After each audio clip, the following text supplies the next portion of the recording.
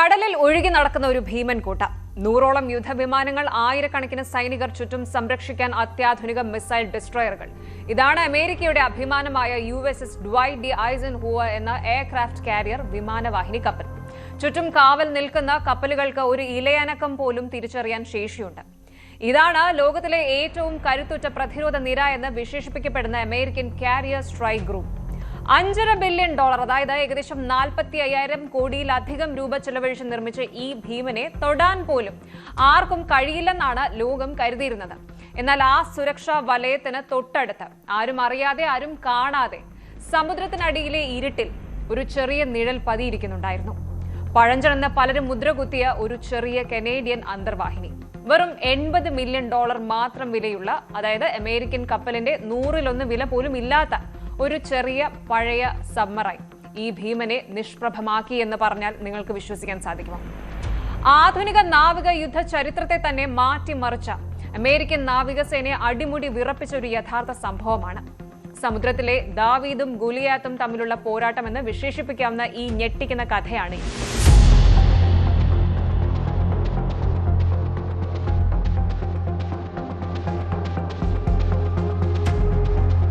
യുദ്ധതന്ത്രങ്ങളിൽ വലുപ്പത്തെക്കാൾ ഉപരി നിശബ്ദതയ്ക്കും ബുദ്ധിക്കും എത്രത്തോളം പ്രാധാന്യമുണ്ടെന്ന് ഈ സംഭവം ലോകത്തെ പഠിപ്പിച്ചു. ആവേശം നിറഞ്ഞ ആ നിമിഷങ്ങളിലേക്കൊന്ന് പോകാം. ആദ്യം നമുക്ക് ഈ ഗോലിയാത്തിനെ കുറിച്ച് നോക്കാം. അമേരിക്കൻ നേവിയുടെ ശക്തിയുടെ പ്രതീകമാണ് നിമിറ്റ്സ് ക്ലാസ് കപ്പലുകൾ. നിമിറ്റ്സ് ക്ലാസ് എന്ന് പറഞ്ഞാൽ അതൊരു വെറും കപ്പലല്ല, കടലിലൂടെ ഒഴുകുന്ന ഒരു ചെറിയ നഗരമാണ് എന്ന് പറയണം. ഏകദേശം 333 മീറ്റർ നീളം, അതായത് 3 ഫുട്ബോൾ ഫീൽഡുകൾ ചേർത്ത് വെച്ചതിനേക്കാൾ കൂടുതൽ 24 നിലകളുള്ള ഒരു കെട്ടിടത്തിന്റെ അത്രയും ഉയരമുണ്ട്. 2 ന്യൂക്ലിയർ റിയാക്ടറുകളുടെ കരുത്തിൽ 25 വർഷം വരെ നിർത്താതെ ഓടാൻ ഇതിന് കഴിയും. ചുറ്റും കാവൽ നിൽക്കുന്ന ഡിസ്ട്രോയർ കപ്പലുകളെയും വിമാനങ്ങളെയും ഭേദിച്ച് ഒരു ഈച്ച പോലും ഇതിനടുത്ത് എത്തില്ല എന്നാണ് അമേരിക്കൻ നേവി വിശ്വസിച്ചിരുന്നത്. കടലിനടിയിൽ നിന്നും ആകാശത്തു നിന്നും വരുന്ന ഏത് ഭീഷണിയും സെക്കൻഡുകൾക്കുള്ളിൽ തകർക്കാൻ ശേഷിയുള്ള റേഡാറുകളും സോണാറുകളും ഇതിനുണ്ട്. ശത്രുവിന്റെ ഒരു ഇലയനക്കം പോലും തിരിച്ചറിയാൻ ശേഷിയുള്ള ഹൈടെക് സംവിധാനങ്ങൾ. ചുരുക്കത്തിൽ പറഞ്ഞാൽ ഇതൊരു മൂവിംഗ് ഐലൻഡ് ആണ്. ഈ പ്രതിരോധ വലയത്തെ ഭേദിക്കുക എന്നത് ഇംപോസിബിൾ ആണെന്നാണ് US നേവി വിശ്വസിച്ചിരുന്നത്. ഇനി കഥയിലെ ഹീറോയിലേക്ക് വരാം. കനേഡിയൻ നാവികസേനയുടെ ഒബറോൺ ക്ലാസ് അന്തർവാഹിനി. $80 മില്യൺ മാത്രം വിലയുള്ള ഒരു ചെറിയ വെസൽ. നേറ്റോ സഖ്യകക്ഷികൾ നടത്തിയ ഒരു സംയുക്ത സൈനിക അഭ്യാസത്തിനിടയിലാണ് ഈ ഒരു അത്ഭുതം സംഭവിച്ചത്. അമേരിക്കയുടെ പക്കലുള്ളത് വബ്മെൻ അറ്റോമിക് സബ്മറൈനുകളാണ്. അവയ്ക്ക് വലിയ പവർ ഉണ്ടാകാം, മാസങ്ങളോളം വെള്ളത്തിനടിയിൽ കഴിയാം. പക്ഷേ അവയ്ക്കൊരു പോരായ്മയുണ്ട്. അവയുടെ ന്യൂക്ലിയർ റിയാക്ടറുകൾ പ്രവർത്തിക്കുമ്പോൾ നേരിയ ഒരു ഹമ്മിങ് സൗണ്ട് ഉണ്ടാകാറുണ്ട്. സെൻസിറ്റീവായ സോണുകൾക്ക് ഇത് പെട്ടെന്ന് കണ്ടുപിടിക്കാനും സാധിക്കും. എന്നാൽ കനേഡിയൻ സബ്മറൈൻ പ്രവർത്തിക്കുന്നത് ഡീസൽ ഇലക്ട്രിക് ഹൈബ്രിഡ് എഞ്ചിനിലാണ്. വെള്ളത്തിനടിയിൽ ആയിരിക്കുമ്പോൾ ഇവ എഞ്ചിൻ ഓഫ് ചെയ്ത് വെറും ബാറ്ററിയുടെ കരുത്തിൽ സഞ്ചരിക്കും. ഈ ഒരു സമയത്ത് ഇതിൽ നിന്നും യാതൊരുവിധ ശബ്ദവും പുറത്തുവരില്ല. സമുദ്രത്തിലെ സ്വാഭാവികമായ തിരമാലകളുടെ ശബ്ദത്തിനിടയിൽ ഇതിനെ തിരിച്ചറിയുക എന്നത് സോണാറുകൾക്ക് അസാധ്യമാണ്.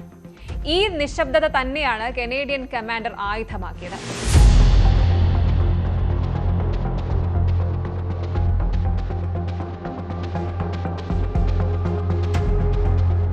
അഭ്യാസ പ്രകടനം തുടങ്ങിയപ്പോൾ കനേഡിയൻ സബ്മറൈൻ അതിന്റെ ബാറ്ററികളിലേക്ക് മാറി.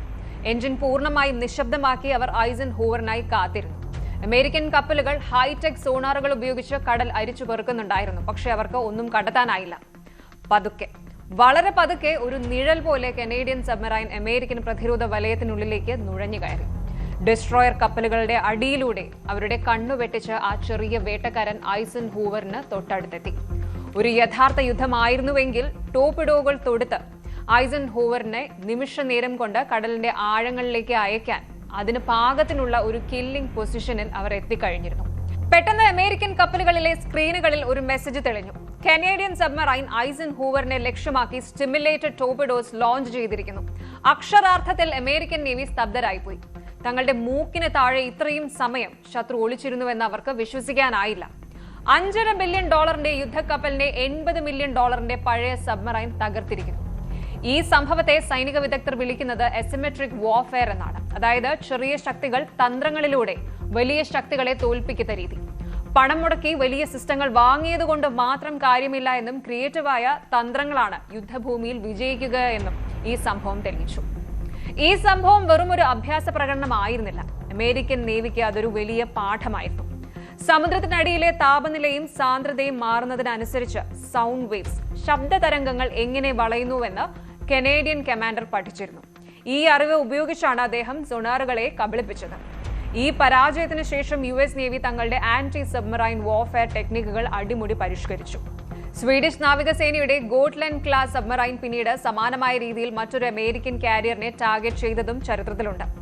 നിശബ്ദമായ ഡീസൽ ഇലക്ട്രിക് സബ്മറൈനുകൾ ഭാവിയിൽ വലിയ ഭീഷണിയാകുമെന്ന് ലോകരാജ്യങ്ങൾ തിരിച്ചറിഞ്ഞത് അപ്പോഴാണ്.